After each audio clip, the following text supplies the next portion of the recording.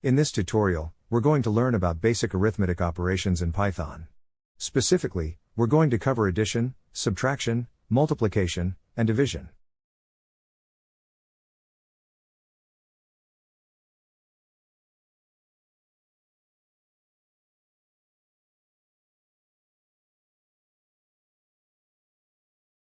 Let's go through the code step by step. We first assign the values of 10 and 5 to the variables num1 and num2. We then perform the basic arithmetic operations using these variables, and store the results in new variables.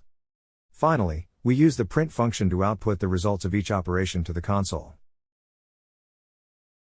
As you can see from the output, the addition of 10 and 5 is 15, the subtraction of 5 from 10 is 5, the multiplication of 10 and 5 is 50, and the division of 10 by 5 is 2.0. That's it for this tutorial. We hope you found it helpful and easy to follow. Stay tuned for more Python programming tutorials.